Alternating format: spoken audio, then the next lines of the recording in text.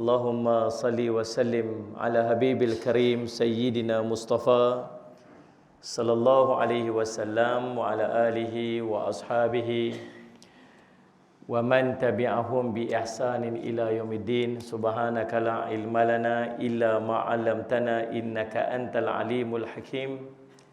Rabbi shrah li sadri wa yassir li amri wa hlul 'uqdatam min lisani yafqahu qawli.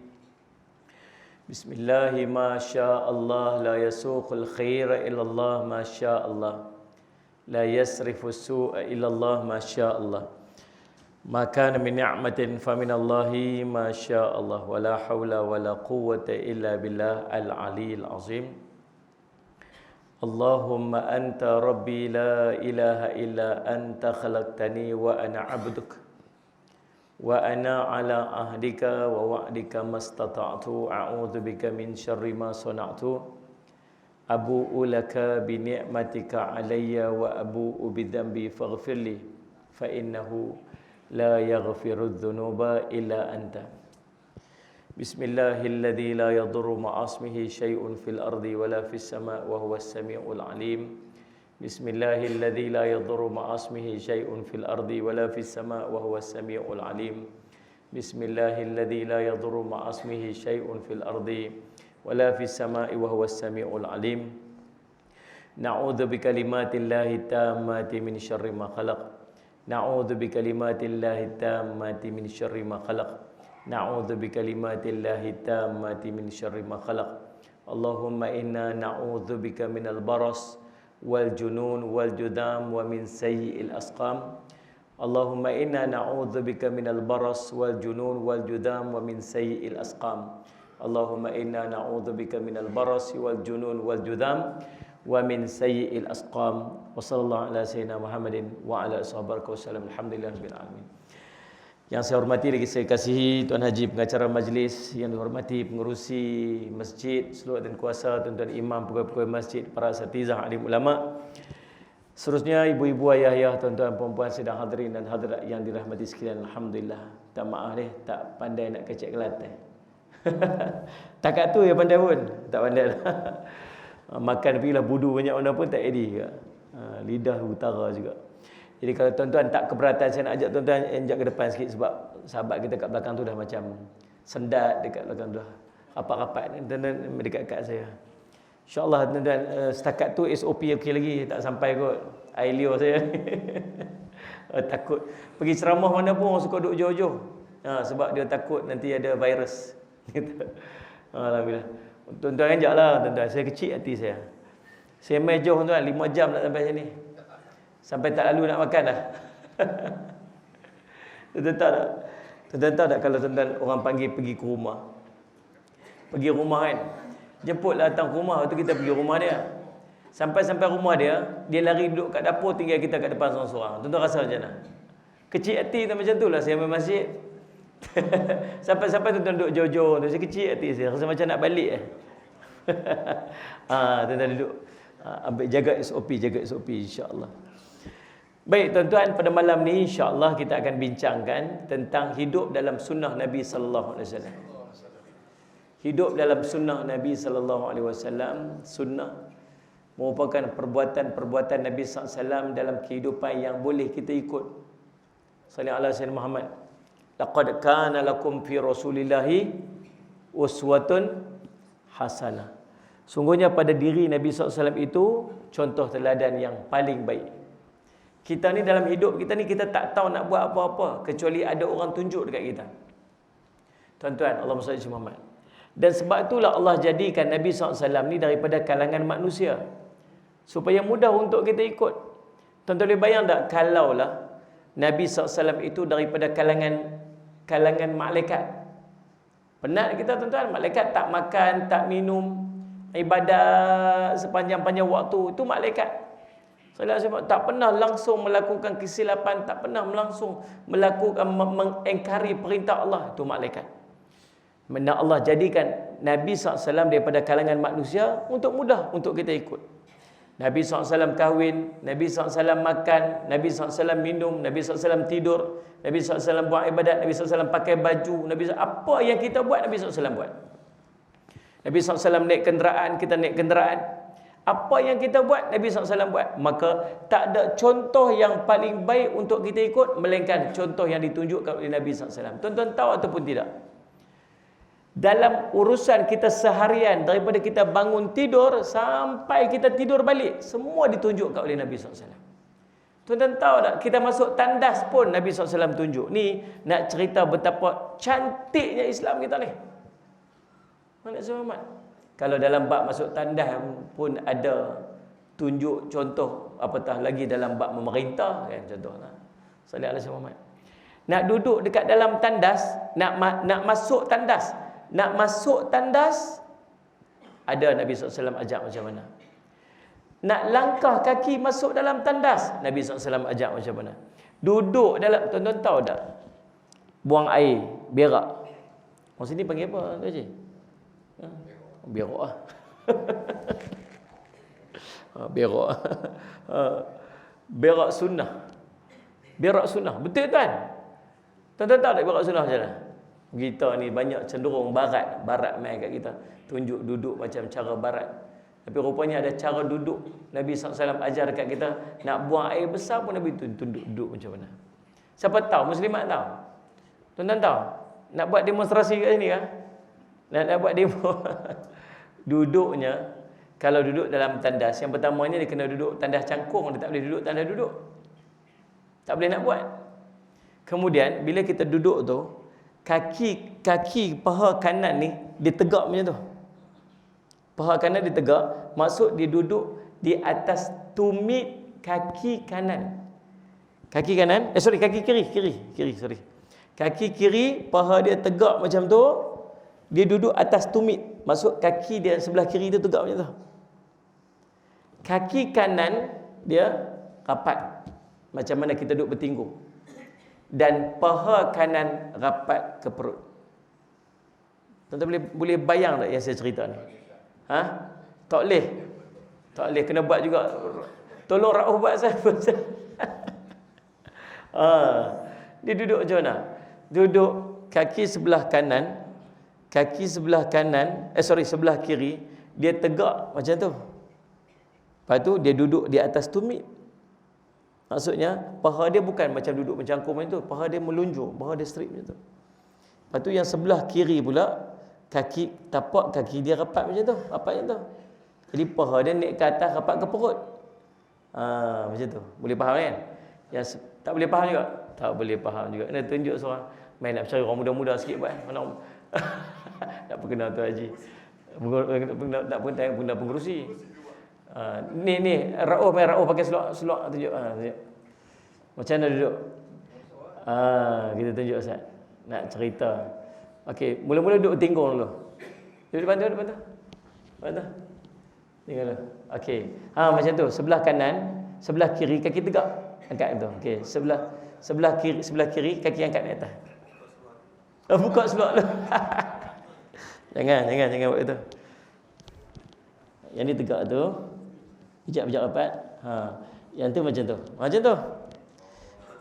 Dia mengiring ke kanan, ke kiri. Nampak? Macam tu lebih kurang. Saya nak cerita, dalam tandas pun Nabi SAW ajar. Maka tuan-tuan, apatah lagi dalam urusan kita seharian, Nabi SAW tunjuk.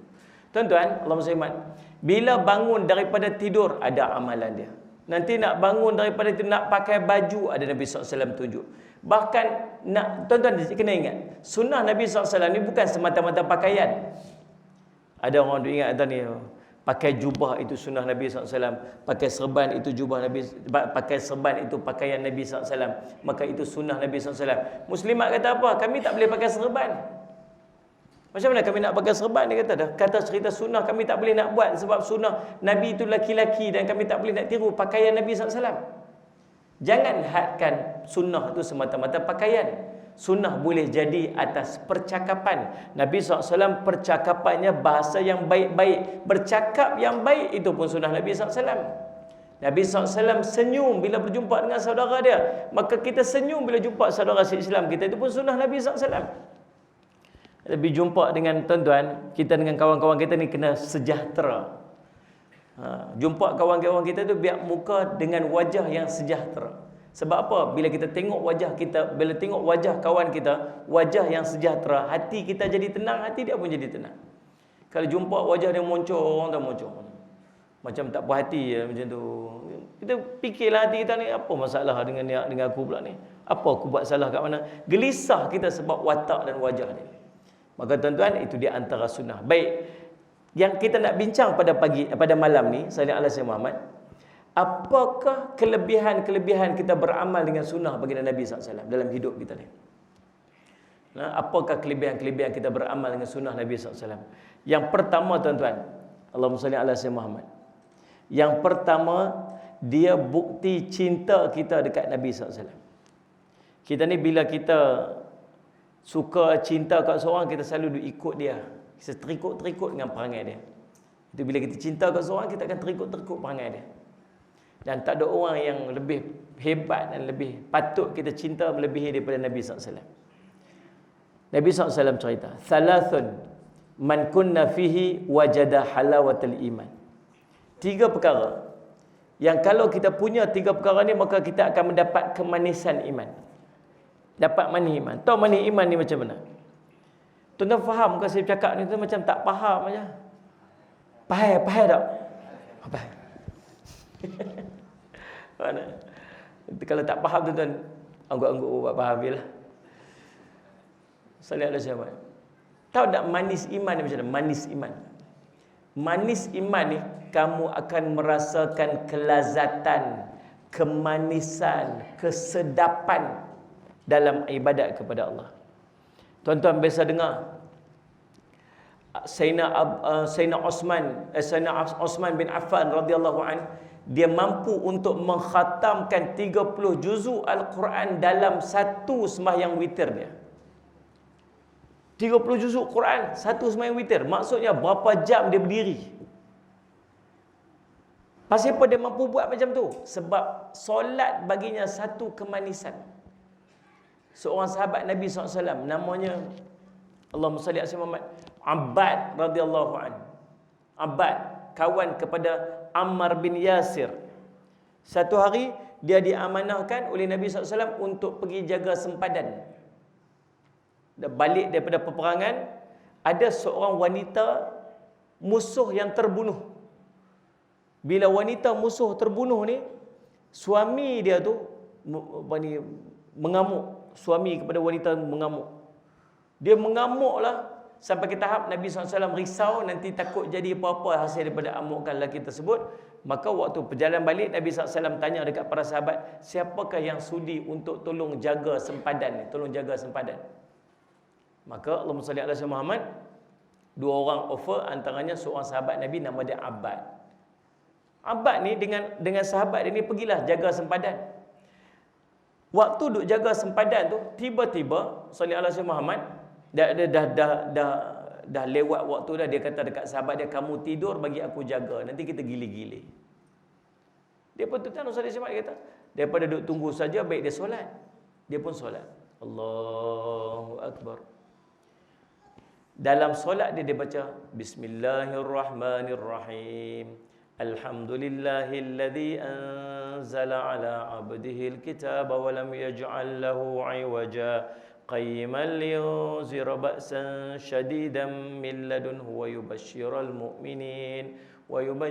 mu'minin alladhina ya'maluna as-salihati anna lahum ajran hasana. Surah apa? Surah apa? Al-Kahfi. Surah Al-Kahfi ni best.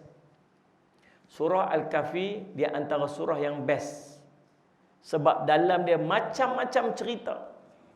Cerita Ashabul Kahfi, cerita 2 pemilik kebun, cerita Nabi Musa, Nabi Khidir, cerita tentang Ya'juj Ma'juj, cerita tentang lagi siapa? Zulqarnain. Kan? Lagi apa cerita dalam tu? Macam-macam cerita dalam tu. Tuan-tuan, Abbad ni tengah solat, tengah-tengah solat duk baca tu, tiba-tiba dia nampak kelibat si Allahumma salli apa ni lelaki tersebut tu. Dia nampak kelibat tu. Tuan-tuan, subhanallah, lelaki tersebut tu pun nampak dia pun nampak lagi tu. Tuan-tuan, apa dia buat? Lelaki itu cepat-cepat ambil anak panah dia dan dia panah cuk tepat kena ke tubuh Abbas. Apa dia buat? Dia berhenti, dia tak berhenti solat, dia terus solat lagi. Dia cabut, dia terus solat. Kau tu tengok, kena dah. Tarik lagi, panah lagi. Kena 3 kali panah, 3 kali dia cabut. Sampai Allahumma salli ala sayyidina Muhammad, tuan-tuan, dia habis solat dia. Solat ala sayyidina Muhammad, kemudian baru dia kejut kawan dia. Bangun, bangun, bangun. Aku dah kena panah. Dia kata, berdarah-darah ni. Kenapa ni? Kamu tak nampak ke musuh? Musuh tu bila nampak dapat 2 orang dah bangun, dia pun dah lari. Dia kata, kamu tak nampak ke musuh tadi datang? Dia kata, nampak. Habis tu, kenapa kamu tak berhenti solat tu? Dia kata, aku tak mampu untuk berhenti sebab sedap. Tengah sedap membaca tu. Aku rela mati daripada aku berhentikan bacaan yang tengah sedap tu. Tuan-tuan. Tuan-tuan boleh rasa tak macam mana dia rasa ni? Boleh rasa tak? Tak boleh rasa sebab kita tak rasa manisnya bacaan Al-Quran macam dia rasa. Kita baca juga surah Kahfi. Yang ni baca surah Kahfi kan? Baca tak surah Kahfi yang ni? Baca tak? Baca. Baru baca je. Bismillahirrahmanirrahim. Dia baca sampai tak tahu nak berhenti kat mana. Kita baca, baru mula baca, duk cari nak berhenti kat mana. Kau nak berhenti, tak nak berhenti. Pasal apa? Tak sedap. Pasal apa kita tak sedap dengan amalan? Pasal apa tak sedap dengan Quran? Pasal apa tak sedap duduk dalam masjid ni? Pasal apa tak sedap duduk dalam masjid ni? Letak dulu tak ada kapet. Tak best lah duduk kat masjid tu sebab kapet dia tak lembut. Letak kapet. Lepas letak kapet, tak best lah duduk kat masjid tu. Pasal apa? Lembut sangat kapet dia. Tak best lah masjid tu. Panas. Panas. Letak aircon. Tak best lagi masjid. Siapa? Sejuk. Semua tak kena. Pelik kita ni kan. Tentang Nabi Muhammad. Nabi SAW kata, pasal apa tak dapat kemanisan iman? Sebab tak ada 3 perkara. Yang pertama dia, an yakunallaha wa rasul ahabba mimma huwa musliman. An yakunallaha wa rasuluhu ahabba mimma siwahuma atau kama qala Rasulullah SAW. Kamu mencintai Allah dan Rasul itu melebihi daripada yang selain daripada keduanya. Maksudnya Allah dan Rasul itu duduk nombor 1 dalam kedudukan cinta kita. Bukan orang lain. Bukan isteri, bukan anak-anak. Bukan siapa-siapa. Nombor 1 sekali cinta ke Allah, kemudian cinta ke Rasul, kemudian yang lain jatuh bawah dia. Ni baru nak boleh dapat kemanisan iman. Dan cinta ni ada tanda. Cinta ni dia ada tanda. Dia bukan cakap saja. Cakap kat isteri kita, I love you. Nak tidur malam-malam, I love you. Cakap lagi tak? Pengerusi cakap lagi tak? Malam-malam. Apa itu imam? Tak imam. Royak dia. nak tidur, I love you. Subhanallah. Mula-mula dulu cakap lah. Waktu baru kahwin kan. Sayang. Lama-lama huruf S tu dah jatuh dah. Tinggal ayang. Lama-lama huruf A tu jatuh. Tinggal yang. Lama-lama huruf Y pun jatuh, tinggal hang, pak hang, mak hang aja bunyi pun. Tentang Rasulullah Muhammad. Bukan sekadar menyebut sayang, bukan sekadar menyebut cinta, tapi dia terzahir dengan perbuatan. Ustaz kok tak cakap dah sayang-sayang, tapi pagi-pagi balik masjid beli roti canai bawa balik kat isteri dia. Kan Rasulullah Muhammad bawa balik roti canai, bawa balik apa nasi belauk pagi-pagi. Sini orang tak makan roti canai ni. Bawa balik apa tu tanda sayang. Kalau demam apa semua, masya-Allah tuan-tuan, saya semua malam-malam pun bawa pergi klinik apa, tanda sayang perbuatan. Sama kita dengan Allah pun, sama dengan kita Nabi SAW pun, sallallahu alaihi Muhammad. Apa tanda sayang dekat Allah? Kalau tuan-tuan sayang kat seseorang, cinta kat seseorang, antara tempat yang tuan-tuan suka pi ialah duduk dekat dengan dia. Betul tak ni?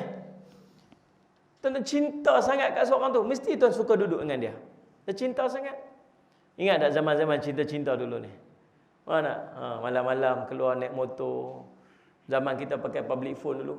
Bawa duit shilling. Kan, kat Felda tu ada public phone satu kat ujung tu. Berebut malam-malam. Tu handphone tak ada. Mana? Beratur panjang gitu. Lepas tu sambil bersembang 3 jam cakap, apa dia bercakap tak tahu. Mana? Dia gulung tali wayar telefon tu. Subhanallah. Dan hanyut dalam cinta, dia panggil. Orang yang cinta dengan Allah, suka duduk dekat dengan Allah, suka sembang-sembang dengan Allah, bangun malam-malam bersembang dengan Allah. Orang yang dia cinta. Kita dulu telefon, cakap telefon sampai panas telefon ni. Tunggu sekejap, bateri nak padam, cucuk telefon, cakap, pom, meletup telefon. Cinta. 3-4 jam sembang dengan Allah, 3-4 jam bercakap luah perasaan dengan Allah dalam solat kita pada malam hari. Tak ada siapa pun ganggu. Tu orang bercinta. Sallallahu alaihi Muhammad. Sallallahu alaihi Muhammad. Lalu subhanallah, sahabat tuan-tuan, kemudian kalau kita cinta kat seorang, kita suka duduk di rumah dia, suka pergi rumah dia. Zaman dulu-dulu tak ada telefon, tak ada Facebook, tak ada WhatsApp. Kalau adalah berkenan dekat anak siapa-siapa, tuan-tuan sekalian, kayuh basikal, tak tengok muka, dapat tengok bumbu rumah pun jadilah. Zaman dulu-dulu, subhanallah. Saya ingat hantar surat sekolah. Sekolah saya sekolah laki-laki, tak ada perempuan. Oh, sekolah perempuan tu ada sebelah sana tu. Ada sekolah perempuan sebelah sana, jauh lah. Tulis surat, kertas tu wangi. Pen tu wangi lagi. Dakwat wangi tu. Pecah kaca, pecah gelas. Sudah baca, harap balas. Pen merah, pen biru. You marah, I love you. Macam-macam. Lepas tu letak bedak pula. Subhanallah. Lipat selit kat pagar sekolah. Dapat buka, keluar bedak tu, batuk 3 hari. Tetan zaman cerita dulu. Orang tuan-tuan bercinta subhanallah macam tu, sanggup buat apa saja. Antara benda yang dia seronok buat ialah hari raya pergi rumah kekasih hati dia. Kalau boleh nak duduk lama-lama. Sebab apa? Sebab cinta. Tuan-tuan, pelik tak kalau dia bercinta dengan seorang tu tapi tak suka duduk dengan dia. Tapi kalau pergi rumah dia, nak duduk jauh-jauh, nak duduk kat luar, rasa pelik macam tak kena. Tapi kita macam itulah dengan Allah. Perasan tak? Kita dengan Allah macam tu. Cinta ke Allah tak ni? Cinta. Sayang ke Allah tak? Sayang ke Allah. Tapi mai duduk rumah Allah, nak duduk jauh-jauh. Nak duduk belakang-belakang. Nak duduk luar, tak mau duduk dalam. Ni bukan kata cerita orang sini, cerita tempat lain lah ni. Tak kata cinta ke Allah sangat ni. Kalau datang hari Jumaat tu, dialah yang paling last masuk, paling awal cabut. Duduk dalam rumah Allah ni rasa macam duduk atas bara api ni. Hei, bila nak habis ni? Bila nak habis? Ni dah bunyi tek ni masuk Isyak ni. Ni baru poin nombor 1 ni, ada 10 lagi nak sebut ni. Ini Saudara Muhammad. Ini Saudara. Dia tak seronok, dia gelisah, dia tak seronok. Letak pergilah aircon 23 biji, sejuk lebih pada Maybank ni. Tak mau duduk kat dalam, dia nak duduk kat luar. Pelik kita ni. Kalau pergi kat JPJ, tunggu nombor kat JPJ tu. Dalam tu ada aircon, luar ni panas. Tuan nak duduk luar ada kat dalam? Duduk dalam lah, ada aircon sejuk.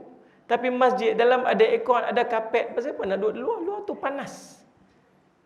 Itu tanda kita dengan Allah ni macam mana? Kita dengan Tuhan ni macam mana ni? Tuan rumah ni macam mana? Nak buat, nak pergi, tapi hati tak rasa nak pergi. Hati duk nak tarik, nak balik cepat sikit. Faham tak faham ni? Hari Jumaat, Nabi SAW cerita. Sallallahu alaihi Muhammad. Sallallahu alaihi Muhammad. Nabi kata apa? Sallallahu alaihi Muhammad. Sallallahu alaihi Muhammad. Unzurul Jum'ah. Mai sembahyang Jumaat orang lelaki. Nabi kata, mai sembahyang Jumaat orang lelaki. Kalau tak salah saya hadis riwayat Imam At-Tirmizi. Wadanu minal imam. Mai duduk dekat dengan imam. Hari Jumaat, jadi Nabi suruh orang lelaki mai duduk dekat dengan imam. Mai masjid duduk dekat dengan imam. Sallallahu alaihi wasallam. Kata Nabi, fa inna rajul, sungguhnya seorang lelaki Yang dia suka duduk jauh daripada imam, yakni pada hari Jumaat, khatib baca khutbah, akan dibelakangkan tempatnya dalam syurga. Wa in dakalaha, walaupun dia dapat masuk syurga. Maksud dia ni dapat masuk syurga, tapi syurganya belakang-belakang. Dalam mengikut kepada pendapat ulama yang lain kata apa? Dia susah dia nak masuk syurga walaupun dia layak untuk masuk syurga. Soal jawabnya banyak. Sebab apa? Sebab dulu nak duduk jauh sangat. So malaikat kata apa? Nak masuk syurga. Pasal apa kalau sangat nak masuk ni? Yalah nak masuk syurga, pergilah duduk belakang. Pasal apa duduk belakang? Dah dulu nak duduk belakang sangat, habis duduk belakang. Nah lagu tu lah kot. Faham tak tu? Tiba-tiba diam ni pasal apa ni? Macam marah aja nampak. Tak maksud macam tu. Jadi cinta ni ada tanda. Demikian cinta dengan Allah dan cinta dengan Nabi SAW. Tanda pula kita cinta dengan Nabi SAW apa dia? Yang pertama, rajin sebut nama Nabi SAW. Orang yang kita cinta ni rajin sebut nama. Dan tengok orang baru kahwin. Oh tuan-tuan, orang baru kahwin ni subhanallah. Anak-anak kita baru kahwin lah. Zaman kita ni tak ada, dulu tak ada Facebook, tak ada apa. Anak-anak kita baru kahwin, tiap-tiap hari cerita dalam Facebook dia. Dia daripada office nak balik ke rumah, tulis dalam Facebook, tunggu sekejap ya, abang dalam perjalanan balik. Mesej kat dia sudahlah, yang boleh dalam Facebook buat apa. Tapi cinta. Pegang tangan buat lagu tu, kalih kot tu, pegang kot ni, macam tu, duduk bawah katil, atas katil, sebelah meja, macam-macam dia pun buat. Pasal apa ni? Nak cerita, orang tengah bercinta. Rajin sebut nama. Kita tengok Facebook dia termuntah tuan-tuan. Asyik tengok termuntah, asyik tengok termuntah. Habis tuan-tuan, orang bercinta nak buat macam mana? Orang bercinta dengan Nabi SAW, demikian keadaan dia. Selalu sebut nama. Selalu sebut nama Nabi SAW. Tuan-tuan, hari ni berapa kali sebut nama Nabi SAW? Berapa kali sebut nama Nabi? Hari ni Nabi SAW sebut aktharu alayya salatan fi yaumul jumu'ah kama qala Rasulullah SAW. Perbanyakkan berselawat kepadaku, kata Nabi SAW, pada hari Jumaat. Kerana selawat salam kamu akan dibentangkan kepadaku pada hari Jumaat. Salli ala sayyidina Muhammad. Man aktsara alayya salatan akrum minni manzilatan aw kama qala. Siapa yang banyak berselawat kepadaku, maka dia akan dekat tempatku nanti di yaumul qiyamah. Hari ni berapa kali selawat kat Nabi SAW? Hari ni kena banyak selawat. Tapi kita berapa kali selawat kat Nabi SAW yang kata kononnya cinta kat Nabi ni? Patutnya banyak selawat. 5 kali ya?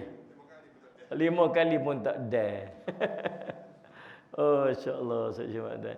Tu pun waktu semayang kan dapat 10 kali, rakaat pertama, rakaat kedua. Ya Allah Rabbi, macam mana kita ni tuan-tuan? Sallallahu alaihi wasallam. Dah, kau ayat cinta. Kemudian dalam sallallahu alaihi wasallam, nah, yang pertama, bila kita cinta kat seorang, kita selalu sebut nama. Yang kedua, bila kita cinta kat seorang ni apa tuan-tuan? Kita selalu ikut dia. Selalu ikut dia. Dulu waktu Mawi menang Akademi Fantasia, tuan kenal Mawi? Oh, payah cakap dengan orang tak ada TV kat rumah ni. Kami TV tak tengok Ustaz, orang Felda apa? Felda Aring satu. Oh jenis kami rumah jenis tak ada TV Ustaz, cuma pegang tasbih je malam-malam ni. Subhanallah. Zaman Mawi menang Akademi Fantasia, anak kita semua kepala botak macam dia. Cikgu senang tu kan, tak payah pening kepala. Dulu cikgu nak kena potong rambut budak, semua budak kepala botak semua. Pasal apa? Tiru Mawi. Pasal apa? Cinta, suka. Mai zaman Korea, rambut Korea pula anak kita tuan-tuan, tuda mata tutup sebelah.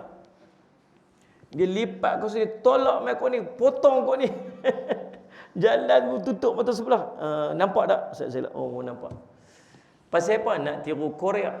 Pasal apa? Sebab dia jatuh cinta dengan watak-watak penyanyi-penyanyi Korea. Tuan-tuan, Allahumma salli Muhammad. Patutnya apa? Patutnya ikut Nabi kita. Kalau cerita segak, handsome, tak ada orang lebih segak daripada Nabi SAW. Nabi ni tuan-tuan, Nabi ni kulit dia putih merah. Putih kemerahan. Laki-laki. Muka ni merah ni kat sini ni. Tak payah pakai blusher maklum. Ni. Kening Nabi SAW ni melengkung macam bulan sabit. Bulu mata Nabi SAW melentik. Sallallahu alaihi Muhammad. Bulu matanya melentik. Matanya bulat. Biji mata hitamnya hitam. Orang Arab biasa mata bukan warna hitam. Mata dia warna coklat cerah macam tu orang Arab. Tapi Nabi SAW mata hitamnya hitam. Hidung Nabi SAW ni mancung, tinggi. Tengok daripada jauh macam bengkok. Tapi tak bengkok, dia bercahaya kat sini. Janggut Nabi SAW padat. Sekira-kira secekap. Rambut Nabi SAW tidak terlalu kerinting dan tidak pula terlalu lurus. Kalau kerinting macam Maggie itu bukan rambut Nabi SAW. Kalau lurus macam rebonding itu bukan rambut Nabi SAW. Rambut Nabi ini beralun. Dan subhanallah, beralun rambut Nabi SAW ni mencecah bahu. Cecah bahu, dia ada 3 peringkat. Dia panggil limah, jummah, wafrah. Limah dia lepas pada telinga sikit. Wafrah dia mencecah bahu. Ada kadang-kadang duduk di antara rambut Nabi SAW panjang macam tu. Pakai baju merah. Jabir bin Samurah kata apa? Tak ada manusia yang aku tengok lebih kacak daripada Nabi SAW. Memakai baju merah. Aku tengok bulan, aku tengok wajah Nabi, aku tengok bulan, aku tengok, wallahi demi Allah, wajah Nabi lebih cantik daripada bulan purnama. Para sahabat kalau tengok wajah Nabi SAW ni macam ni, takjub dengan keindahan wajah Nabi SAW. Nabi Yusuf AS tu segak. Cantik Nabi Yusuf ni. Nabi Yusuf ni cantik. Nabi Yusuf turun daripada nenek dia, Sarah. Sarah ni cantik, Nabi Yusuf cantik. Cantik Nabi Yusuf ni sampai ke tahap dalam Quran Allah cerita, orang tengok wajah Nabi Yusuf sampai terpotong jari dengan pisau ni. Ambil pisau, ambil buah pisau. Ya Allah, ni manusia ke malaikat ni, tengok. Potong jari tak sedar. Tu cantiknya Nabi Yusuf AS. Tuan-tuan, Rasulullah SAW. Nabi kita lagi cantik pada Nabi Yusuf AS. Tuan-tuan, kalau nak cerita cantik, Nabi kita lagi cantik. Kalau nak cerita akhlak baik, kita ni suka kat orang, cinta kat seorang pakai pasal akhlak baik. Sebab tu saya nak pesan ni dekat kita yang duduk dekat Felda Aring 1 ni. Sallallahu alaihi Muhammad, saya baru tahu kata Felda ni sangat luas. Macam negeri Perlis dah luas dia katanya. Oh, luas sungguh tu. Tuan-tuan, Allahumma salli alaihi Muhammad. Ni takdir cerita saya sampai kat sini malam ni, tuan-tuan. Takdir cerita. Tak pernah duk terbayang nak sampai tempat tuan-tuan ni. Habis sampai jumpa tuan-tuan pada malam ni, alhamdulillah. Seronok jumpa tuan-tuan. Sallallahu alaihi Muhammad. Sekejap lagi nak pergi Kota Baru. Habis-habis kuliah lagi pergi Kota Baru. Esok ada kuliah subuh kat sana, kuliah duha kat sana, lepas tu naik kapal terbang pergi Kuala Lumpur. Lusa ada TV Hijrah. Pagi-pagi tu tengoklah TV Hijrah pagi-pagi tu, tadabbur ayat. Cerita pasal sajad. Tak. Cerita pasal sajad pula. Cerita pasal akidah. Lepas tu balik Kedah pula. Lepas tu pergi Melaka pula. Macam tu lah. Tuan-tuan, Allahumma salli ala sayyidina Muhammad. Allahumma salli ala sayyidina Muhammad. Kita ni kena jadi orang baik. Jadi orang baik. Jadi orang akhlak baik. Kita ni orang Islam. Orang Islam dia satu benda, tuan-tuan, yang Nabi SAW ajak dekat kita. Akhlak. Nabi ni makarimal akhlak. Menyempurnakan akhlak Nabi SAW. Kalau orang yang dia tak ada akhlak baik, maksud dia tak turun daripada perangai dan akhlak Nabi SAW. Orang Islam. Tuan-tuan tahu tak rugi jadi orang baik. Tuan-tuan biasa tengok tak, ada tak tempat kita ni yang meninggal dia orang baik? Ada tak? Apa orang kata bila dia meninggal? Rugilah, sedihlah, tak ada orang boleh gantilah. Ramai-ramai orang semayang jenazah dia. Lepas tu kok kampung kat sana, kok rumah sembang-sembang, tengok tuan haji tu dah meninggal dah, ya Allah. Semua orang cakap baik-baik bila dia meninggal. Betul tak ni? Tuan-tuan pernah tak tengok ada orang yang tak baik meninggal? Suka buat khianat macam-macam, suka buat huru-hara sana, lagakan orang sana, fitnah sana, mengumpat sana, nyusahkan orang sini, nyusahkan orang sana, tiba-tiba dia meninggal. Apa orang kata? Apa orang kata? Sama tak orang kata macam orang kata kat orang baik tadi ni? Dia pahal ke tak? Ha? Tak sama. Tuan-tuan tahu tak bila manusia ni meninggal dunia, roh dia keluar. Waktu roh dia keluar, sallallahu alaihi wasallam Muhammad, malaikat maut cabut roh dia. Di depan dia ni ada malaikat yang sejauh mata memandang. Hadis sahih Nabi SAW cerita. Malaikat sejauh mata memandang duduk depan dia. Bila malaikat maut cabut nyawa dia, maka waktu tu bergema selawat para malaikat yang duduk di langit dan di bumi, kalau dia orang baik. Lepas tu diambil dia, dimasukkan daripada kafan diambil daripada syurga dengan wangi-wangian syurga, kemudian dibawa naik. Waktu dibawa naik ni, malaikat-malaikat yang duduk di langit pertama, langit kedua, langit ketiga, semua minta, ya Allah bagi dia lalu daripada arah saya. Ya Allah bagi dia lalu daripada arah saya. Bila dia lalu saja, malaikat ni kata apa? Malaikat duduk di jaga langit ni, dia kata, ni roh siapa yang bau wangi sangat ni? Roh siapa yang bau wangi sangat ni? Dan waktu tu dia dipanggil dengan nama-nama yang baik yang dipanggil waktu hidup di dunia dulu ni. Yang tuan-tuan panggil tu, Allah tu haji tu orang baik, Allah tu haji tu orang rajin sedekah, Allah tu haji tu orang rajin suka tolong orang, semua perkataan baik tu malaikat akan panggil dia. Tapi kalau dia orang maksiat, orang benci, orang tak suka, orang selalu cakap keburukan dia, waktu dia naik tu, malaikat tu lah akan kata kat dia, dia ni orang tak suka kat dia ni orang benci, dia ni orang suka lagakan orang, dia ni suka fitnah orang, dia ni suka khianat orang, dia ni suka. Tuan-tuan nak rasa kalau tuan-tuan mati, orang nak panggil apa kat kita? Ni muhasabah diri ni. Kalau tuan-tuan mati malam ni, esok orang nak kata apa kat kita? Orang kata, oh haji tu meninggal dah, orang baik. Allah sedihnya haji tu meninggal dah, ya Allah tak ada orang ganti dia. Adakah orang kata macam tu? Atau orang kata apa? Alhamdulillah mati juga orang tua ni. Faham kan? Akhlak. Orang Islam kena akhlak baik. Sallallahu alaihi wasallam Muhammad. Tuan-tuan, nak muhasabah tengok. Tak rugi tuan-tuan jadi orang baik, tak rugi. Kita selamat dunia, selamat akhirat. Kalau kita orang baik, kita demam, kita sakit, orang doa kat kita, tuan-tuan. Berebut orang doa kat kita. Tapi kalau kita orang-orang tak suka, tuan-tuan, kita buat, kalau orang tak suka kat kita, kita demam, kita tak sihat, kita sakit, tuan-tuan, orang doakan keburukan kita. Tuan-tuan, kita bagi tahu dekat kawan-kawan kita apa semua, dekat dalam Facebook, orang kata anak kita ditulis dekat Facebook dia, tolong doakan ayah saya sedang sakit. Waktu tu kita kenal ayah dia macam mana, kita pun tak teringin nak doakan ayah dia. Dan, tapi kalau dia ayah orang yang baik, tuan-tuan, berebut-rebut orang nak doakan dia. Sebab tu saya selalu sebut, kat mana pun saya sebut, sikit pun tak rugi jadi orang baik. Sikit pun tak dia jadi orang akhlak baik. Tuan-tuan, Allah sallallahu alaihi wasallam. Kalau nak cerita akhlak baik, Nabi SAW orang yang paling akhlaknya baik. Sangat baik akhlaknya. Orang mai, ada seorang Arab Badui ni, tarik ni, rentak ni, kain, rentak, wah ni, kain yang duduk atas bahu Nabi, merah leher Nabi SAW. Nabi balas dengan senyuman.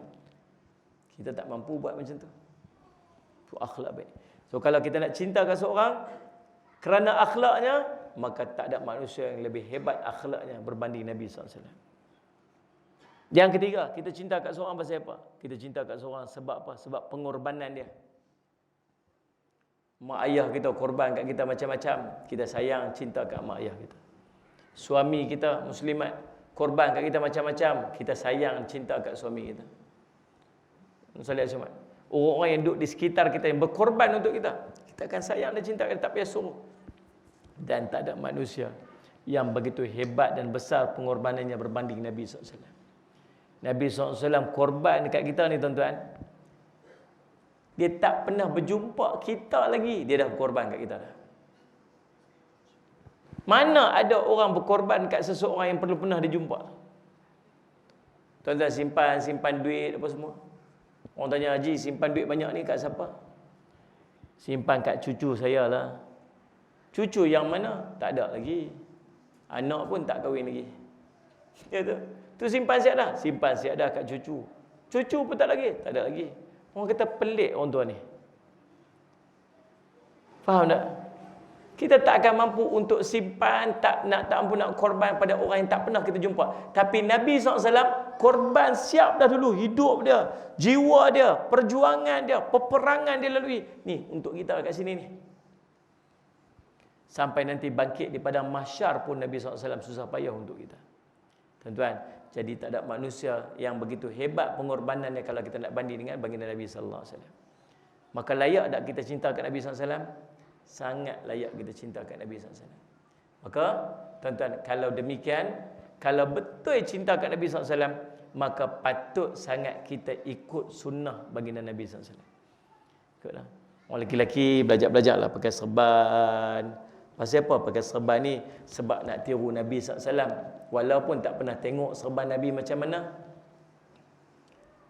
Ustaz, saya ni bukan tak mau pakai serban Ustaz. Habis itu pasal apa? Bukan Ustaz, kalau saya pakai serban nanti orang suka tolak jadi imam. Itu masalah saya. Ini apa masalah jadi imamnya? Dia kata lah Fatihah pun tak betul lagi Ustaz. Macam mana jadi imam? Kalau Fatihah tak betul bukan cerita jadi imam, kamu semayang pun tak sah. Betul tak? Betul kalau Fatihah. Sallallahu alaihi wasallam. Nah, orang lelaki-lelaki belajar-belajarlah pakai sunnah-sunnah Nabi SAW. Sallallahu alaihi wasallam. Imam Ghazali cerita tentang siwak. Siwak dengan dua orang sahabat yang subhanallah sallallahu alaihi wasallam sangat bersungguh-sungguh nak jaga sunnah Nabi SAW. Dua orang sahabat yang sanggup sungguh-sungguh nak jaga sunnah Nabi SAW. Kita ni ada benda kita boleh ikut, ada benda kita tak boleh ikut tuan. Pakai jubah macam Nabi, bolehlah ikut kot. Pakai serban macam Nabi. Tuan-tuan pakai topi pula. Pakai kopiah ni, pakai songkok ni, sunnah Nabi tak? Sunnah Nabi. Bukan kata serban saja. Nabi, kadang-kadang Nabi pakai serban, Nabi pakai kopiah dekat dalam. Kadang-kadang Nabi pakai kopiah saja, Nabi tak pakai serban. Kadang-kadang Nabi pakai serban, tak pakai kopiah kat dalam. So, tiga-tiga pun ikut sunnah Nabi SAW.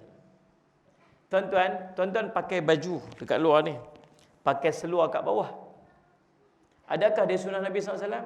Ya, Nabi SAW pun biasa pakai seluar. Faham tak Ustaz Syahmat? Kita dulu tuan-tuan sangat jaga sunnah Nabi SAW. Dulu-dululah. Kalau kita tengok dulu-dulu nenek tok kita dulu ni, atas kepala dia mesti ikat. Tambah-tambah orang Kelantan. Dah lah. Orang Kelantan terkenal dengan ikat kepala macam ni kan? Ikat kepala gitu. Nah, bagi apa? Muta tu bukan pusing-pusing ke? Kamu tahu muta lah. Ambil kemuk macam tu. Muta. Apa dia? Semuta. Kira juga sebut tu. Bahasa Arab dia panggil imamah. Cerita pi lah tuan-tuan. Tinggal 5 minit lagi. Dah lama pun tak apa lah. Nanti dia main tuan-tuan menjawab tau. Ada satu kapal yang tenggelam dekat Selat Melaka. Dekat dengan Sallallahu Alaihi Muhammad, Singapura. Kapal tu dipanggil Tang Ship. Dia orang ingat kapal tu kapal Cina. Sebab dekat dalam dia tu ada tembikar Cina sebagai kat dalam. Sebab dia menamakan Tang Ship, kapal Tangs. Lepas tu dia orang selam buat kajian. Rupa-rupanya tu kapal orang Arab yang belah. Ni saya tengok dekat National Geographic. Dia belayar daripada Arab, kemudian nak pergi ke China. Sampai ke China, dia ambil barang tembikar China semua, dia on the way balik. On the way nak balik tu, dia karam dekat dengan perairan Selat Melaka. Lalu subhanallah, dia orang buat kajian. Rupanya kapten kapal tu orang Arab. Dan kelasi-kelasi kapal ini orang-orang Melayu. Orang-orang Nusantara, orang Melayu. Dan subhanallah, sallallahu alaihi wasallam Muhammad beragama Islam. Bila dalam National Geographic disebut over 1000 years ago. Lebih 1000 tahun yang lalu. Maksudnya orang di perairan tanah semenanjung ni dah beragama Islam waktu tu. Dia bukan setakat ikut ajaran Islam, dia terpengaruh dengan budaya Arab sekali. Antara kelebihan orang Melayu ni tuan-tuan tahu, dia sangat mahir dalam bahasa. Sebab tu orang Melayu tuan-tuan, tadi tu Imam baca dia. Subhanallah, macam Masjidil Haram. Walaupun lepas-lepas bagi salam kecek ke lantai. Kalau cakap dengan Arab pun tak faham mu cakap. Mu kecek kapok ni dia kata. Saudara-saudara. Tapi subhanallah, kalau bercakap Arab, fasih Arab orang Melayu. Bahkan fasih pada orang Arab sendiri. Orang Melayu cakap bahasa Cina, fasih Cina, lidah Melayu ni. Hebat. Cakap India, benar-benar India jadi kat dia. India pun heran, dahsyat juga dia cakap. Hebat orang Melayu ni tuan-tuan sekalian, lidah dia sangat lembut. Boleh bercakap semua bahasa orang Melayu Allah bagi. Lagi satu orang Melayu ni tuan-tuan, tapi satu kelemahan orang Melayu, dia cepat terpengaruh. Dia mai budaya apa, dia terpengaruh ikut itu. Dia mai apa, dia terpengaruh ikut itu. Dia jadi macam tu. Dan antara benda yang mempengaruhi kita satu ketika dulu ialah budaya Arab. Sampai budaya Arab ni bawa mai dalam hidup kita ni. Atas kepala tu semuta. Lepas tu tak cukup dengan tu, bubuh selai kain lagi dekat atas bahu. Betul tak? Boleh letak satu kain lagi kat atas bahu. Nama ridak. Kalau tengok pakaian orang dulu-dulu dua lapis, pakai satu dekat dalam, satu pula letak kat luar ni. Dia panggil jubbah dan qamis. Tu pakaian Nabi SAW. Sallallahu alaihi wasallam. Lepas tu kita pakai seluar. Seluar kita pakai, orang sini cakap apa seluar? Serwai yang orang utara cakap. Wire dia melekat. Sallallahu alaihi wasallam. Pakai seluar yang tak ada tali tu, ingat tak? Tak ada getah. Dulu-dulu kan pakai tu. Macam tu yang besar tu. Dia lipat tu buat gulung macam kain pelikat. Tapi seluar lah. Dulu. Sallallahu alaihi wasallam. Lepas tu senting atas betis. Sebiji macam yang Nabi SAW cerita dalam hadis Nabi SAW. Lepas tu Nabi SAW pesan dekat para sahabat, berbezalah kamu dengan orang-orang ahli kitab. Mereka pakai kain, tak pakai seluar. Kamu pakai seluar, pakai kain. Maksud Nabi suruh kita pakai kain, pakai seluar dekat dalam, pakai kain ke atas. Kita pakai sungguh macam tu. Kain tu kita buat apa? Sampin. Tuan-tuan, perasan tak? Punya capal orang Melayu, itu sama macam capal orang Arab. Maksudnya, nenek, datuk nenek kita dulu, hidup dia tu dalam pakaian sunnah Nabi SAW setiap hari. Kita nak pakai sunnah Nabi, pergi masjid je. Datuk nenek kita dulu pergi pasar pakai sunnah Nabi, pergi kebun pakai sunnah Nabi. Urusan kehidupan dia seharian dalam sunnah Nabi SAW. Betul tak? Saudara Muhammad. Tongkat biasa ada kat rumah. Bukan tunggu tua ada tongkat. Tongkat mesti ada. Ada cerita. Memang duduk hidup je dalam sunnah Nabi SAW. Untung orang dulu-dulu. Tuan-tuan, Allahumma salli ala Muhammad. Maka pengaruh ni sebab apa tuan? Sebab cinta. Sayyidina Allahumma salli ala Muhammad, nama apa? Allahumma salli ala Muhammad. Abdullah bin Umar radhiyallahu anhuma, dia antara sahabat yang sangat bersungguh nak tiru Nabi SAW. Dia pernah tengok Nabi SAW tak pakai butang ni, terbuka dia punya ni kat sini. Dia pun buka juga. Dia pernah tengok Nabi SAW lalu satu tempat, tiba-tiba Allahumma salli ala Nabi SAW tunduk ada dahan pokok tu, tunduk kat situ. Bila pokok tu dah tak ada dah, dia lalu kat situ, dia tunduk. Sahabat dia, kenapa kamu tunduk? Dulu kat sini ada pokok, Nabi SAW pernah tunduk, aku nak tiru Nabi SAW. Sampai macam tu punya nak tiru Nabi. Sebab apa? Cinta. So, yang pertama, kenapa kita ikut sunnah Nabi SAW? Itu tanda cinta Nabi SAW. Yang kedua, apabila kita ikut sunnah Nabi SAW ni tuan-tuan, kita akan suka kepada amalan beragama. Tuan-tuan, ikat serban dalam atas kepala ni tuan-tuan sekalian, kita teringin nak buat apa? Teringin nak pergi masjid. Betul tak ni? Pakai baju Melayu elok, teringin nak pergi buat, nak sembahyang sunat. Rajin duk jaga wuduk antaranya muslimat. Muslimat ni rajin. Antara sunnah Nabi SAW, jaga wuduk. Jaga wuduk. Kita kena buat macam tu tuan. Kita kena jaga wuduk, sentiasa jaga wuduk. Ni sunnah Nabi SAW. Batal wuduk pergi ambil, batal wuduk pergi ambil, batal wuduk pergi ambil. Boleh buat anda? Bukan tunggu nak solat baru ambil wuduk. Tak. Pada setiap masa lepas mandi terus ambil wuduk. Lepas mandi pergi ambil wuduk. Kenapa? Sunnah Nabi SAW. Bila kita ambil wuduk dan sentiasa berwuduk, kita dapat dua perkara. Yang pertama, malaikat sentiasa duduk dengan kita. Malaikat doakan kita. Yang kedua, kita mudah nak buat ibadat. Nak baca Quran mudah, nak sembahyang sunat mudah. Pertama. Yang ketiga, bila kita beramal dengan sunnah Nabi SAW, kita tak suka buat benda yang tidak bermanfaat. Muslimat pakai tudung cantik, dah labuh dah. Pakai baik baju kurung pun cantik.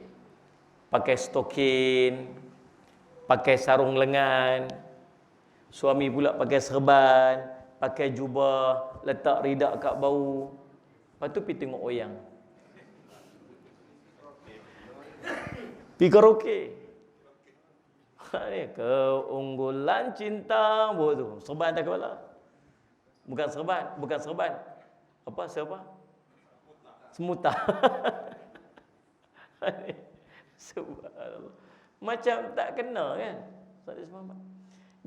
Kita ni tuan-tuan, saya ada seorang kawan, dia ni bouncer, dia gangster. Waktu dia duduk kat KL dia gangster. Dia memang gangster betul. Naik motor besar. Memang gangster, badan pun boleh tahan. Dia panggil dia boy. Kemudian dapat hidayah, balik duduk kat kampung. Tapi jubah tak pernah tinggal. Pakai jubah macam-macam. Pakai ketayak, pakai jubah, naik motor Harley. Lepas tu pergi makan dengan saya. Saya kata, boy, sekarang ni tak pernah lekang, tak pernah tinggal jubah. Dia kata kat saya, Ustaz, saya ni jahat. Saya suka pukul orang, Ustaz. Saya panas baran. Saya tak boleh salah sikit, saya nak marah. Saya panas. Dia kata, jubah ni lah buat saya sejuk. Bila saya panas, bila saya rasa nak pukul orang, saya rasa macam saya nak marah orang, saya rasa saya sedang pakai sunnah Nabi SAW. Saya pakai pakaian Nabi SAW. Yang ni buat saya tak buat benda-benda yang tak patut saya buat. Kita pakai ni tuan, kita buat berpakaian sunnah ni, duduk macam sunnah. Ni bukan sebab kita baik. Sebab kita tak baiklah kita nak pakai macam ni. Nak letak ketayak atas kepala ni bukan sebab kita baik. Sebab kita tak baiklah.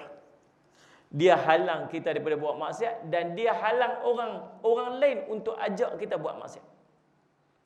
Kita duk biasa karaoke. Kita kaki karaoke tuan-tuan. Assalamualaikum Muhammad. Kita duk makan ni, dulu kita kaki karaoke lah tuan-tuan. Waktu duk kat KL lupa semua macam-macam. Balik-balik duk kat kampung ni tuan-tuan, sambil duk makan dekat restoran. Restoran sebelah tu tuan-tuan ada karaoke. Ni gigih kaki ni. Macam tu ni rasa macam nak pergi tu. Lepas tu siap ni jadi juri tak bertauliah pula juga. Apa suara tak sedap, sumbing, tak best, pitching lari, semua macam-macam ni. Tuan-tuan Muhammad, yang duk halang kita pergi capai mikrofon tu pasal apa? Ni baru balik masjid ketayak atas kepala. Betul tak ni? Tuan faham ke tak faham saya cakap ni? Macam tak faham. Macam mengantuk je tengok ni. Betul? Kawan-kawan kita pun tak ajak kita. Dia kata, jom kita pergi karaoke je. Ajak Din sekali. Oh, Din tak boleh lah. Orang 10 masjid lah sekarang ni. Ketayak atas kepala dah, tak boleh ajak dia dah. Tuan-tuan, orang pun tak teringin nak ajak kita buat benda tak baik bila kita duduk dalam sunnah Nabi SAW. So, kesimpulan dia, kita berpakaian sunnah ni bukan sebab kita baik, tapi kita nak jadi baik. Itu tujuan dia. Lagi, Allahumma salli ala Muhammad. Keempat, bila kita beramal dengan sunnah Nabi SAW ni tuan-tuan, rezeki yang mereka ada akan sentiasa merasa cukup dan Allah akan beri dekat dia. Orang yang duduk dalam sunnah ni tuan-tuan, dia sentiasa cukup aja. Makan cukup, Kadang-kadang tuan-tuan, cukup ni bukan lebih. Satu hari, seorang bapa ni dia panggil anak dia. Dia panggil anak dia. Dia nak ajar anak dia. Dia kata, bawa dekat aku kopi dengan gula. Bawa kopi dengan gula. Lalu dia kata, Ustaz Ali Muhammad, nak buat apa? Kopi dengan gula. Kamu minum kopi tu tanpa gula. Dia minum. Pahit ayah tak sedap. Pahit tak sedap. Ambil satu sudu gula, masuk dekat dalam kopi, pancur sikit. Dah rasa manis sikit tapi tak sedap lagi. Ambil satu gula lagi, letak. Ni dah sedap dah ni. Sedap dah. Ambil satu gula lagi, masuk. Yang ni sedap, yang ni paling sedap sekali. Cantik dah, perfect dah. Ambil satu gula lagi, masuk lagi. Dah terlebih manis dah. Ambil satu gula lagi, letak lagi. Dah manis sangat, tak boleh minum dah. Ambil satu gula lagi, langsung tak boleh minum. Manis sangat. Ayah dia kata apa? Itulah harta kamu. Harta kamu ni sebenarnya, kalau sikit tak cukup. Kalau banyak, dia mudarat. Yang cukup kat kita ni, ialah yang sekadar-kadarnya. Sebab tu kita ni tuan-tuan sekalian ni sebab tak kaya je kot boleh datang masjid ni. Betul tak saya kata ni? Kan ada orang kaya kat sini, cuba angkat tangan orang kaya sini. Ada tak? Tengok, tak ada orang angkat pun masuk miskin belakang.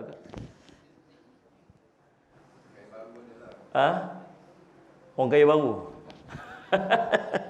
Pasal apa dia tunjuk kat ustaz orang kaya baru kata? Jadi subhanallah. Kadang-kadang Allah tak bagi kita kaya ni sebab Allah tahu kalau kita kaya kita akan jauh daripada Allah. Kita ni meniaga macam-macam tuan-tuan. Waktu PKP buka meniaga online lah apa semua. Kawan dia datang, ikut aku jom buat MLM. Tahu MLM. Mesyuarat larut malam. MLM.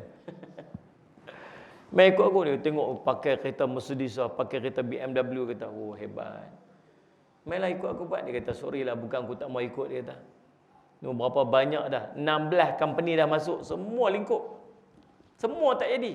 Pasal apa tak jadi? Tak tahu. Buat apa benda ni? Orang kata masuk meniaga jual tudung, dia kata, aku jual tudung online.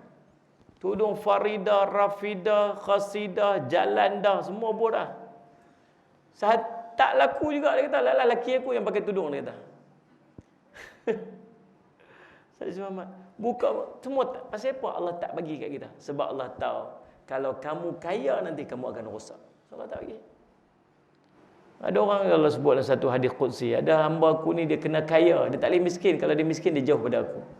Ada hamba aku ni dia kena miskin, dia tak boleh kaya. Kalau dia kaya dia jauh pada aku. So apa yang kita dapat ni tuan-tuan sesuai dengan apa yang sesuai untuk kita. Satu nama dia qanaah. Qanaah ni apa? Berasa cukup dengan apa yang ada dekat dia. Tuan-tuan, perasaan ini akan mai bila dia ikut sunnah Nabi SAW. Yang berikutnya, yang kelima tuan-tuan, bila dia ikut sunnah Nabi SAW, hati dia akan jadi lapang dan jadi tenang. Ikut sunnah Nabi SAW, hati lapang jadi tenang. Sunnah Allah SWT. Rajin baca Quran, hati jadi tenang. Rumah-rumah yang dihiaskan dengan Al-Quran, rumah tu akan jadi tenang. Sunnah Allah SWT. Tuan-tuan, saya nak bagi satu tips amalan Nabi SAW. Ni. Muslimat tuan-tuan rasa gelisah tak? Rasa macam tak syok, rasa macam risau, macam-macam dah ada. Ataupun ada tak hajat-hajat tertentu yang kita rasa macam tak dapat-dapat lagi sampai hari ini. Ataupun nak tak kita dijauhkan daripada musibah, wabak, ujian, benda-benda yang tak mampu untuk kita tanggung. Nak tak tips dia? Tips dia tuan-tuan sedekah awal pagi, sunnah Nabi SAW. Nabi SAW sedekah dia macam angin, punya laju. Bila dapat satu benda, dapat je, Nabi SAW tak simpan, Nabi cepat-cepat nak bagi. Kita kena buat macam tu. Setiap pagi, tuan-tuan dan muslimat duduk ni. Dekat malam ni, saya ingat, ramai malam ni. 2,000 ada. Campur sekali dengan malaikat lah. Kalaulah malam ni ada 500 orang, tak baik kot, 200, 300 orang ada kot. Kalaulah malam ni ada 300 orang. Kalaulah setiap orang hanya sedekah sehari RM1 saja untuk masjid, maka setiap hari masjid akan dapat menghimpunkan RM300 satu hari. untuk pengurusan masjid. Betul tak ni? Tuan-tuan, RM1 itu nilai dia sangat kecil dengan nikmat yang Allah nak bagi daripada sedekah, tuan-tuan. Sahabat saya, sedekah pagi RM50, petang dia dapat balik, orang bagi dekat dia, terkejut dapat RM5,000. Cerita. Ni dia nak tolong kawan dia. Kawan dia buat Salih Ahmad buat korban kempen korban Afrika macam tu lah. Mana kata apa? Tak apa, dia buat video lah, buat video dia kempen korban tu. Belilah masuklah korban bawa semua tu. Kemudian dia pun sekadar nak tolong tu, hantar pergi dekat kawan tu. Dia hantar pergi dekat kawan tu. Pagi tu ada madrasah nak buat wakaf RM50. Wakaf RM50. Kemudian Ustaz Syamad dia pun nak wakaf, okey, bagi RM50. Petang tu kawan dia tadi yang dia hantar video tu mesej kat dia. Nah, tuan, sahabat, RM5,000 pasal tolong buat video kat kami. Terkejut dia. Bagi pagi RM50, petang dapat RM5,000. Tuan-tuan, ni salah satu kisah yang banyak saya dengar tentang sedekah. Salih Alaihi Muhammad. Ada hari tu kawan dia, Salih Alaihi Muhammad, cermin pecah. Ini cerita saya, Kawan saya, sahabat saya, cerita dia cermin dia pecah. Ni bukan nak cerita kata bagus bangga ni, nak kongsi je. Bila cermin dia pecah, dia abang kata, aku tak ada duit ni. Tak apa, ambil duit aku dulu. Saya ingat, hati saya kata, tak apa. Kalau dia tak ada duit, dia kira halal lah. RM360. Baik tuan, murah punya cermin ni pun, RM360 tu, cermin belakang kereta tu. Saya cepat tuan. Bagi kat dia. Subhanallah. Tuan-tuan, tak sampai seminggu ataupun 2 minggu, lebih kurang macam tu lah, dapat offer untuk jadi host program TV dengan nilai RM36,000. RM360 dapat RM36,000. Ni contoh-contoh. Ada seorang sahabat saya bagi RM5,000 kat saya untuk madrasah. Bagi RM5,000 dia bagi kat saya untuk madrasah saya. Tak sampai 2 minggu dia dapat projek nilai dia 13 juta. Kehebatan sedekah. Tuan-tuan, tak payah cerita lagi apa yang pengampunan dosa. Nabi kata apa? Salih Ahmad, sedekah itu akan mengampunkan dosa sebagaimana air memadamkan api. Tak payah cerita yang tu lagi. Cerita nanti orang mati pun minta keluar daripada Allah, minta untuk bersedekah. Cerita dia. Hebatnya sedekah. Saya nak minta tuan-tuan semua ni yang duduk kat depan saya ni, yang tengok live kan, tengok gambar, tengok video ni kan, semua duduk ada. Setiap pagi tolong sedekah walaupun RM1. Tuan-tuan sendiri akan tengok hebat dia. Baru ni duduk sembang Salih Alaihi Muhammad. Dia kata, dia duduk cerita kat saya. Dia kata hebat sedekah subuh ni. Dia kata. Pasal apa? Baru ni beli tanah dekat tepi tu. Beli tanah. Dah buat urusan tanah apa semua sebagainya. Salih Ahmad dah pergi tambak tanah tu apa semua siap dah. Tiba-tiba ada seorang daripada waris tu tak mau sign. Dia kata dia pening dah sebulan dah, macam mana nak buat ni. Dia kata tambak dah ratus ribu dah dekat situ labur. Kalau tak dapat balik takkan nak korek balik tanah. Pening. Tuan-tuan. Lepas tu dia buat macam mana? Dalam tempoh sebulan tu tiap-tiap hari dia sedekah. Sampai cukup sebulan dia telefon dekat lawyer tu. Dia kata, macam mana ni? Saya tak tahu, saya susah hati yang seorang tu tak mau sign. Lawyer dia kata apa? Dah sign dah. Baru ni dia datang ni, dia sign dah. Ya Allah, selesai. Dia kata macam saya nak sujud syukur macam mana. Nak cerita hebatnya sedekah pagi ni. Bersesuaian dengan apa Nabi SAW sebut. Ada 2 malaikat yang datang pada waktu pagi ni. Seorang malaikat akan kata, ya Allah, engkau gantikanlah dengan lebih baik untuk dia. Seorang lagi akan kata, ya Allah, kemusnahkanlah harta orang si bakhil ni. Tuan-tuan, muslimat yang mai masjid bawa duit tiap-tiap hari RM1 masuk dalam tabung. Tuan-tuan yang mai masjid tiap-tiap pagi paling kurang RM1 masuk tabung. Kalau muslimat yang tak mai masjid, yang sembahyang dekat rumah, tolong ambil satu bekas, letak dekat situ, tulis situ sedekah subuh. Syarat dia satu je, tolong selotip tebal-tebal sikit dekat tudung tu. Bukan dia harap sangat lelaki kita ni. Syagi dia buat motor tak cukup bayar, nak bayar ni berkurek pula dia. Balut elok-elok apa semua, cukup sebulan duit yang masuk dalam tu, suruh suami kita pergi kat masjid, masukkan dekat dalam tabung bagi dekat masjid. Tiap bulan, setiap hari pastikan ada sedekah subuh. Tuan-tuan sendiri akan tengok hasil dia nanti. Jiwa kita akan jadi tenang. Tuan-tuan, keluarga kita akan jadi tenang. Rumah tangga kita akan jadi berkat, rezeki kita akan jadi berkat. Allah bagi kelapangan, Allah bagi rezeki yang berganda-ganda. Tuan-tuan tak percaya, tuan-tuan buat. Tuan-tuan jangan dengar cakap saya. Tuan-tuan buat sendiri. Tuan-tuan saksikan sendiri apa yang tuan-tuan akan dapat. Ini salah satu sunnah dia. Jadi kita beramal dengan sunnah Nabi SAW ni, kita akan dapat apa ni? Kita akan dapat kelapangan, ketenangan dan rezeki yang melimpah ruah. Saya nak tutup dengan satu kisah. Last ni, tutup lah cerita ni. Seorang lelaki, Allahumma salli ala sayyidina Muhammad. Dia ni nak pergi sedekah malam-malam, tak mau orang tahu sedekah dia. Lalu subhanallah salli ala sayyidina Muhammad. Allahumma salli ala sayyidina Muhammad. Lalu subhanallah salli ala Muhammad. Dia keluar malam-malam, dia bawa duit. Kemudian dia tengok ada seorang perempuan duduk tepi jalan, dia pun sedekah kat orang perempuan tu. Dia balik-balik ke rumah, esok kecoh dekat kampung tu. Ada pula orang ni pergi sedekah dekat pelacur tu. Tak ada tempat lain kan nak sedekah. Dia tak tahu kata perempuan tu pelacur. Nabi SAW cerita kisah ni. Dia pun mengadu kat Allah. Dia kata, ya Allah, aku ni nak sedekah kat orang. Aku tersilap sedekah dekat pelacur pula dah, ya Allah. Dia mengadu kat Allah. Dia kata, tak apalah, malam ni aku nak pergi cari tempat lain pula aku nak sedekah. Dia pun keluar malam-malam. Dalam perjalanan duduk cari dia dengan kat siapa ada sedekah, dia tengok ada seorang lelaki duduk tepi jalan. Dia pun bagi kat orang lelaki tu. Dia pun balik. Esok kecoh pula dah. Tahu apa dia? Apalah orang tu dia pergi sedekah dekat orang kaya. Tak ada orang miskin kan nak sedekah.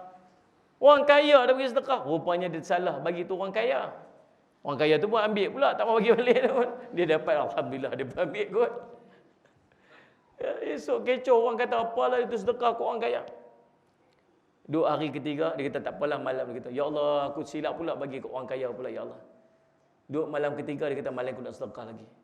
Dia pergi cari, dia tengok ada seorang lelaki macam duduk peluh-peluh, duduk termengah-mengah tepi jalan tu.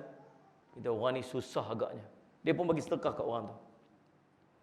Tuan-tuan agak apa pula cerita dia? Esok kecoh pula lah. Ada pula orang pergi sedekah dekat pencuri. Dia tu nak pergi mencuri, dia boleh pergi sedekah kat kawan tu. Subhanallah. Dia kata, ya Allah, aku nak sedekah kat orang miskin lah, dapat bagi kat seorang pencuri pula. Ya Allah, dia kata, bila aku ni macam mana. Dia pun tidur, satu malam dia bermimpi datang malaikat dekat dia. Malaikat tu kata apa? Wahai Tuan, sesungguhnya sedekah-sedekah Tuan semuanya telah diterima oleh Allah. Dia kata, orang yang pelacur tersebut disebabkan sedekah itu, maka dia tidak melacur pada hari tersebut. Orang kaya yang menerima sedekah tu, dia bermuhasabah diri dan akhirnya dia mungkin jadi seorang yang banyak dermawan. Yang ketiga tu orang pencuri tadi ni, dan dia tak mencuri pada malam tersebut disebabkan sedekah. Maksudnya tuan-tuan, kadang-kadang tuan-tuan bagi tu macam ada orang macam orang tipu kita ke, orang berkena kita ke, apa sebagainya. Tuan-tuan bagi-bagi, tuan-tuan jangan risau, pasti akan ada manfaatnya untuk kita. InsyaAllah tuan. Jadi sekadar itulah untuk malam ni. Banyak lagi lah kisah-kisah yang kita boleh ceritakan tentang kelebihan-kelebihan daripada kita beramal dengan sunnah Nabi SAW. Saya rasa memadailah sekadar setakat itu, insyaAllah. Saya ucap terima kasih kepada pihak masjid yang sudi untuk menjemput saya pada malam ni. Dan insyaAllah kita berjumpa lagi di lain masa dan ketika. Walaupun tuan-tuan nampak macam tak faham sungguh saya cakap apa ni. Faham-faham lah sikit-sikit, 10 tu mungkin dapat 8 kira okey lah tu. InsyaAllah nah. Mudah-mudahan tuan-tuan pertemuan kita pada malam ini mendapat keberkatan di sisi Allah SWT. Dan sebelum saya nak tutup majlis, tuan-tuan, saya ni ada hajat sikit.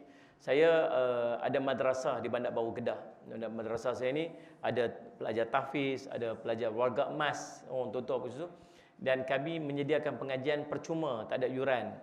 Jadi bila tak ada yuran ni, kami terpaksalah cari dana untuk menampung kos-kos perbelanjaan makannya, minumnya, pelajar-pelajar, guru-guru sebagainya. Tapi saya tak berhajat pada duit tuan-tuan malam ni.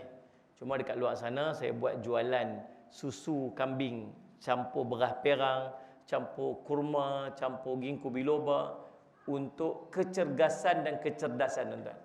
Jadi saya buat susu saya untuk penuhi hajat saya ni. Saya banyak travel tak sempat makan, saya selalu minum susu tu je lah. Nak saya duk kuruskan badan macam sebut pengurusi tadi ni. Salih Syahmat usaha kuruskan badan, minum yang tu je lah. Jadi Salih Syahmat susu kambing, tapi dia tak bau hamis kambing pasal ada beras perang kat situ yang tutup bau dia. Kemudian beras perang ni bagi kenyang perut. Kurma tu diganti gula. Ada kawan-kawan kita yang kencing manis, saya bagi dia minum, dia tak, gula dia tak naik sebab apa ni, kita tak ada gula dalam tu, diganti dengan kurma. Jadi tapi bukan nak cerita kebaikan tu, ceritanya tuan-tuan belilah seorang satu, niat untuk bantu madrasah saya. Yang jual tu ialah ejen kita yang dekat sini, kat Kelantan ni. Jadi kalau tuan-tuan nak beli nanti, tuan-tuan boleh dapatkan nombor telefon dia. Aku rasa sedap, sesuai dengan anak-anak kita nak minum sebagainya, tuan-tuan boleh order balik daripada dia lah. Dan tuan-tuan, kalau tuan-tuan nak bancuh, tuan-tuan jangan bancuh dalam gelas, tuan-tuan bancuh dalam cawan. Dia punya sukatan dia untuk cawan, bukan untuk gelas. Nanti rasa dia tak sedap. Terima kasih lagi sekali pada pihak masjid, insya-Allah. Masjid pada perhatian semua. Kita jumpa lagi lain masa ketika. Saya minta ampun, minta maaf salah silap. Aku qouli hadza wa astaghfirullah li wa lakum. Wassalamualaikum warahmatullahi wabarakatuh.